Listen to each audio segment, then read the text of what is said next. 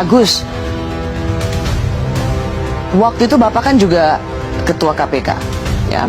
Dan sekarang pimpinan KPK itu dianggap sebagai mereka yang penuh kontroversi, justru dan dijadikan sebagai alat politik kekuasaan. Maaf, ini perlu saya ungkapkan karena semuanya harus jelas, dan saya pikir baru sekali ini saya mengungkapkannya di media yang kemudian ditonton orang banyak. Bicara pada beberapa teman sudah, tapi kepada media seperti ini belum. Mohon maaf, kenapa saya kemudian tadi di depan juga menyoroti tone of the top, keinginan Pak Jokowi itu kemudian perlu juga menjadi perhatian kita. Saya terus terang pada waktu kasus IKTP, saya dipanggil sendirian Oleh Presiden. Presiden pada waktu ditemani oleh Pak Pratikno. Jadi saya heran, biasanya memanggil itu berlima, ini kok sendirian. Dan dipanggilnya juga bukan lewat ruang wartawan, tapi lewat masjid kecil itu. Jadi dijemput dari sana. Nah itu di sana, begitu saya masuk, Presiden sudah marah. Presiden sudah marah, menginginkan, karena baru saya masuk itu, dia sudah teriak, hentikan. Kan saya heran, hentikan, yang dihentikan apanya gitu kan. Setelah saya duduk, ternyata saya baru tahu kalau yang suruh hentikan itu adalah kasusnya Pak Setnov. Ketua DPR waktu itu? Ya, Ketua DPR pada waktu itu mempunyai kasus IKTP, supaya tidak diteruskan. Nah, sprindik itu kan sudah saya keluarin 3 minggu yang lalu dari Presiden bicara itu. Sprindik itu tidak mungkin, karena KPK tidak punya SP3, tidak mungkin saya berhentikan, saya batalkan. Ya, kemudian karena tugas di KPK itu seperti itu, makanya ya kemudian tidak saya perhatikan, saya jalan terus, Tapi akhirnya kan dilakukan revisi undang-undang, nanti kan intinya revisi undang-undang itu kan SP3 menjadi ada, kemudian di bawah Presiden, karena apa pada waktu itu mungkin Presiden merasa bahwa ini Ketua KPK diperintah Presiden kok nggak mau. Jadi ini sebuah kesaksian ya, dan fakta yang Pak Agus alami, bahwa Bapak dipanggil oleh Presiden untuk menghentikan kasus IKTP yang mentersangkakan Setia Novanto waktu itu menjadi Ketua DPR. Ya. Bapak bersaksi itu ya? Saya bersaksi. Saya bersaksi, dan itu memang terjadi yang sesungguhnya. Saya alami sendiri. Saya awalnya tidak cerita kepada komisioner yang lain, tapi setelah beberapa lama itu kemudian saya cerita. Apa yang Bapak jawab ke Pak Presiden ketika Bapak Presiden mengatakan hentikan soal IKTP ini? Saya bicara apa adanya aja, bahwa sprindik sudah saya keluarkan 3 minggu yang lalu, di KPK itu nggak ada SP3. Nggak mungkin saya memberhentikan itu. Yang Anda tangkap Pak Agus, yang ingin dihentikan Presiden itu adalah jangan sampai mentersangkakan Setia Novanto yang waktu itu menjadi Ketua DPR. Karena Presiden waktu itu juga nanya kepada Pak Menseknek, Pak Sarasik, sprindik itu apa toh gitu. jadi itu kejadian pada waktu itu. Setelah kejadian revisi undang-undang KPK kemudian menjadi perenungan saya. Oh ternyata pengen KPK itu bisa diperintah-perintah gitu. Pada waktu revisi undang-undang KPK semua orang mungkin tahu. Pengen ketemu nggak diizinkan. Bahkan bukan hanya ketemu Presiden, ya, ketemu Menteri Kumham saja tidak diizinkan. Pimpinan KPK waktu itu. Jadi itu yang kami rasakan.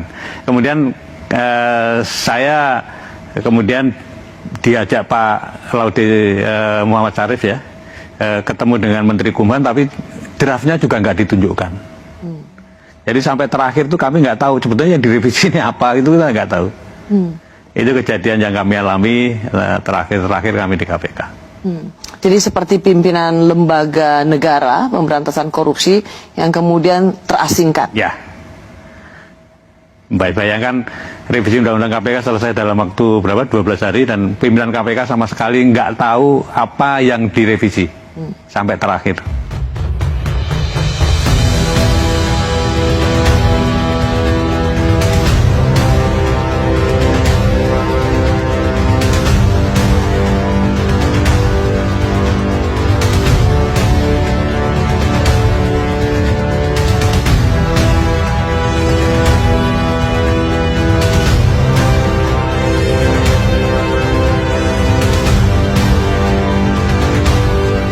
Terima kasih seluruh masyarakat Indonesia yang saya cintai dan banggakan.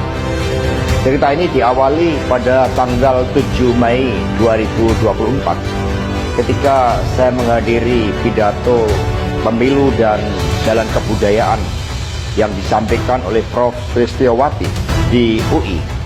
Di situ saya bertemu dengan Bapak Novel Baswedan, Pak Rocky Gerung, dan tokoh-tokoh civil society lainnya.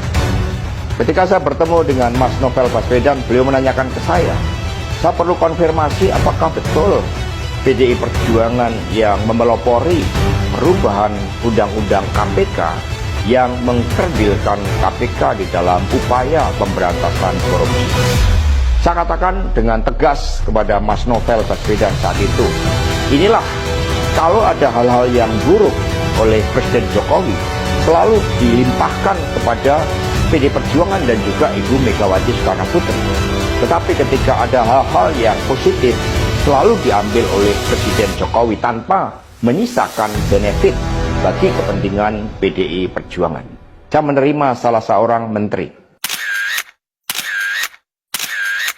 Dan beliau mengatakan kepada saya bahwa sudah mendapatkan arahan dari Presiden Jokowi untuk melakukan revisi Undang-Undang KPK. Saat itu dijelaskan berbagai pasal-pasal penting, misalnya bahwa pimpinan KPK tidak otomatis bertindak sebagai penyidik.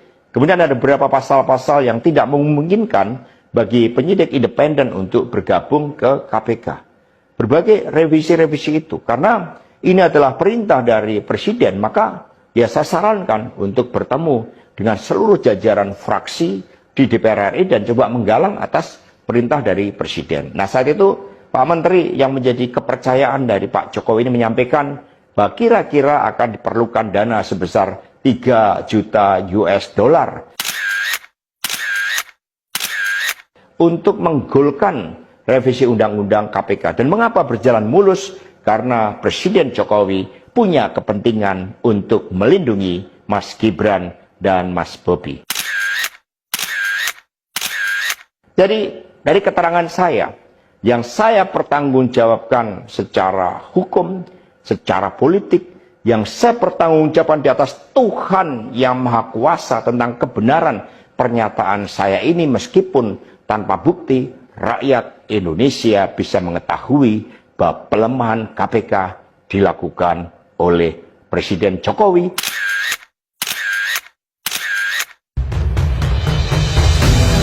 Dan UU tadi tidak ada niatan, kan dari Pak Asli kan menyatakan bahwa UU tersebut itu karangan cerita, semua orang bisa membuat karangan cerita. Udah, itu aja. Penugasan dari Pak Jokowi seperti ini. Saya kira itu aja. Berarti tidak ada untuk memuluskan Mas Gibran dan Mas Bobi waktu itu. Hubungannya apa? Coba pakai logika dong kita itu.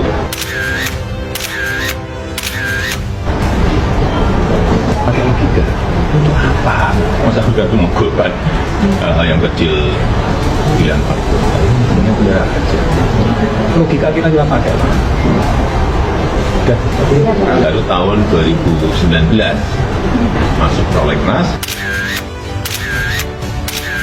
karena memang semua fraksi yang ada di DPR setuju sampai pada akhirnya dibahas dan digedok di rapat paripurna semuanya atas inisiatif DPR.